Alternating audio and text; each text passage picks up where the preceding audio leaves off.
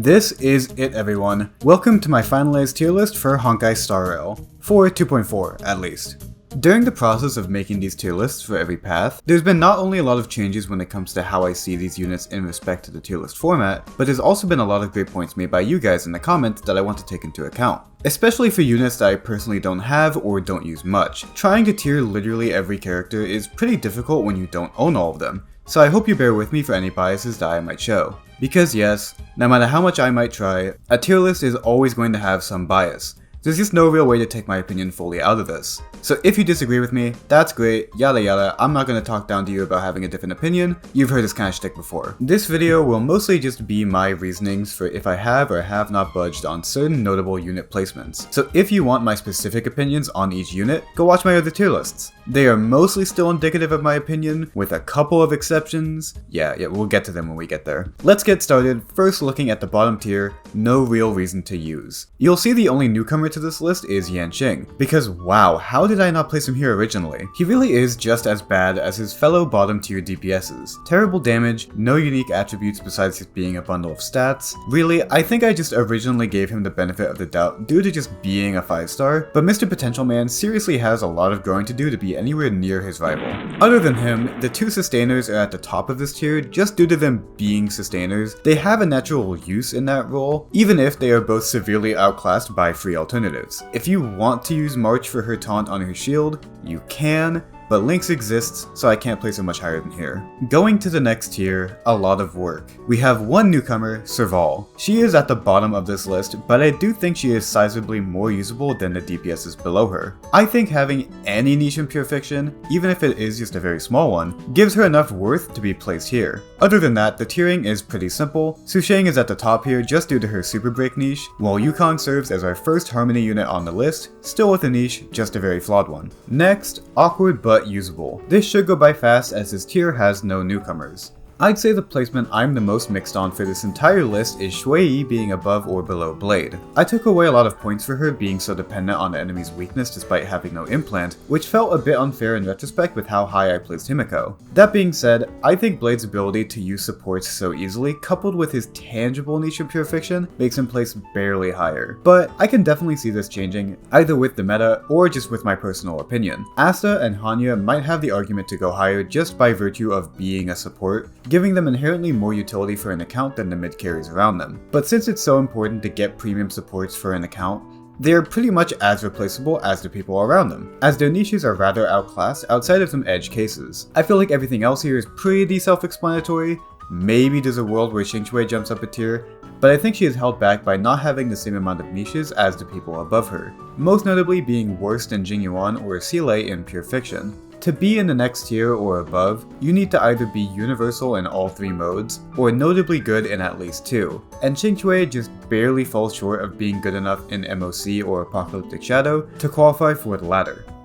On to our next tier, has a lot of uses. Now while there are no new units in this tier, you might notice that there are only 6 units total, which was a lot less than how it was before the new tier was added last video. This tier is reserved for units who fulfill strong niches but are ultimately replaceable by stronger options almost outright. Case in point is Silverwolf, who has a strong niche in a lot of teams, but nowadays, other premium supports usually do better than her in anywhere other than Mono Quantum, which is not the most important role to fill in the grand scheme of things. Lynx is the only unit on here who has a specific uncontested niche with her taunt, but her lack of truly offensive utility as a sustain means that she falls below her sustaining competition. Honestly, I could see her above Luocha, but I'm not ready to commit to a hot take like that just yet. Now, the long-awaited brand new tier, generally very strong. So yeah, I wasn't able to really illustrate the gap between Yunli and Jingliu in the Destruction video, since now they are on opposite ends of this tier.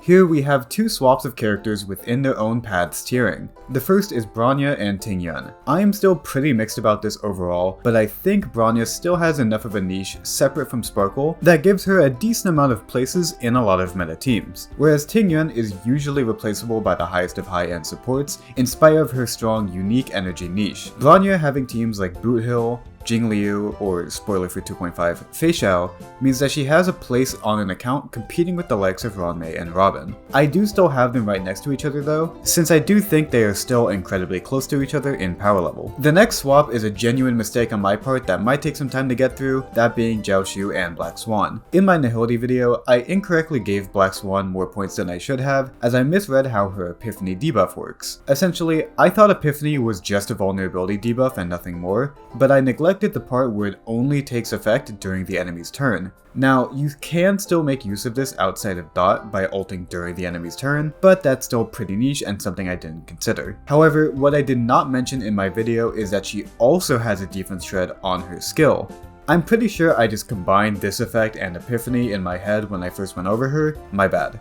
So this is a 25% defense shred as opposed to the 25% vulnerability debuff that Epiphany has, which means that the gap between her and Pela is widened a bit, even more so due to Pela having an easier time running pearls. She does still fill that role that I said she could in my initial review of her, just not as well as I thought she could. While I do think she is better than Pela overall, due to just how much unreplaceable use she gives to Dot teams, I think she now exists in that slim margin between Pela and Jiaoshu. So hey, y'all got me on this one, my bad.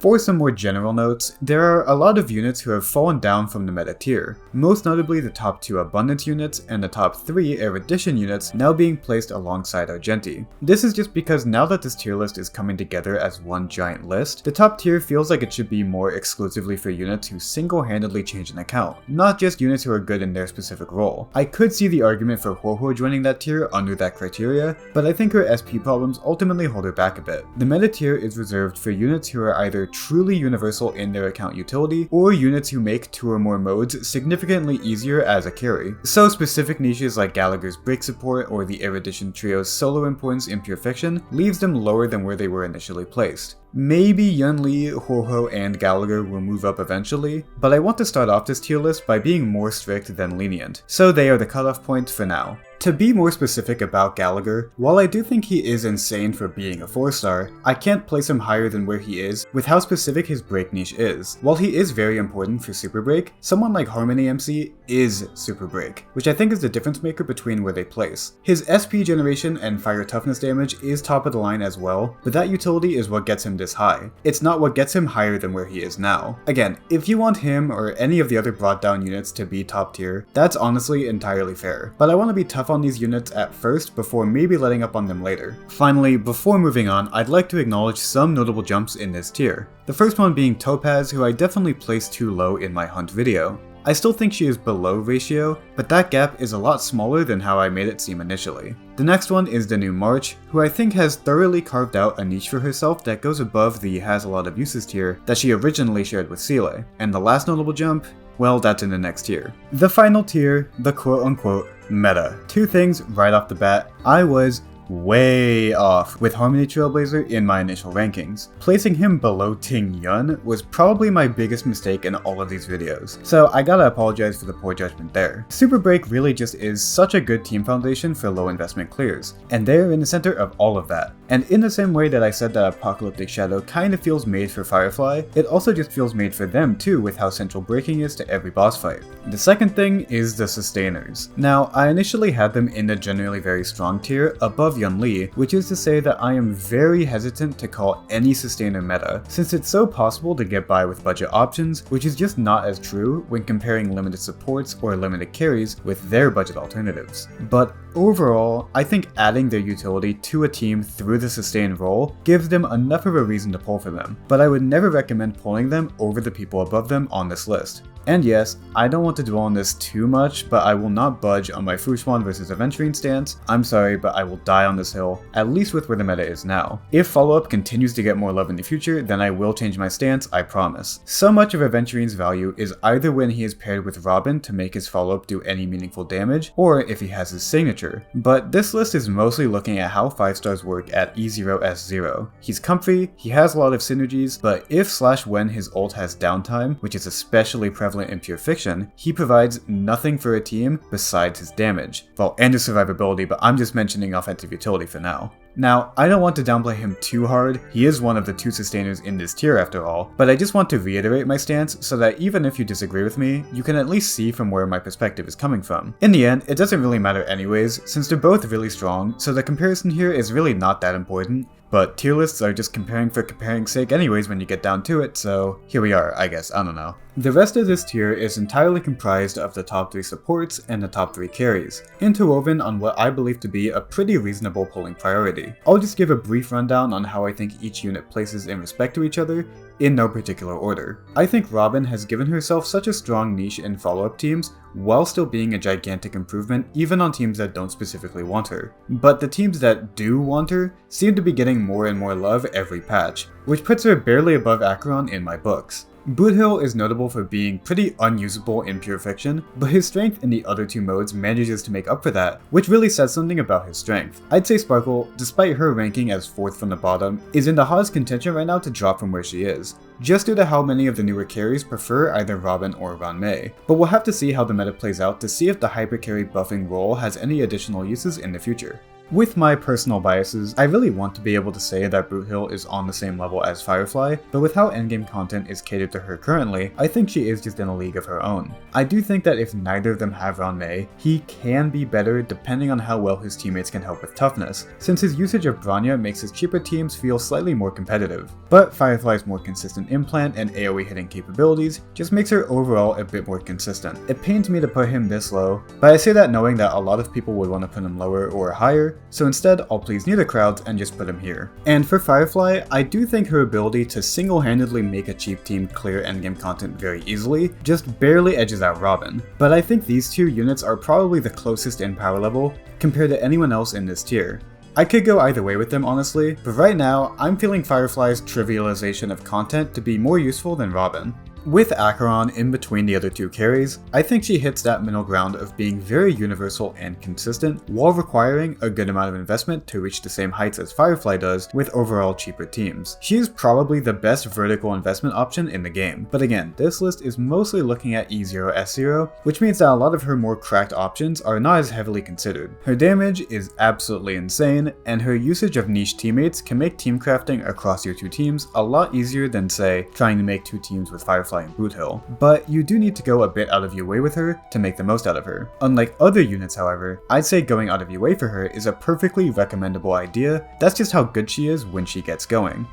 Lastly, as I mentioned in my last video, I do think Ranmei is still the best unit in the game, although Robin has definitely risen up to contest her in the supporting role with the recent unit releases. There just isn't really anyone who can damage amp like her, and while I think follow-up teams are very strong, the Firefly Boothill core feels like a more simple niche that clears content like nothing else, with Ranmei most of the time being all you need in break teams to make them extremely competitive with other high investment options. Weakness break efficiency gives her that same apocalyptic shadow utility that I gave Harmony Trailblazer and Firefly a lot of points for, so while I don't think her spot at the top is completely unquestionable, right now the meta favors her the most. So that's it. We'll see how things change with the addition of Mose, Fei Xiao, and Ling Xia. I want to avoid the pitfall of just moving up units who work with the new teams just because they have some new additional utility. There are a lot of cutoff points on this list that I feel pretty strong about units not being able to cross without some big meta changes. Like for example, I think calling a unit more helpful than Tingyun, more helpful than Ratio, or for lower units, more helpful than Lynx, means that they've crossed some sort of threshold that would be pretty clear to see. Alright, enough yapping. Subscribe for more content and watch my other vids.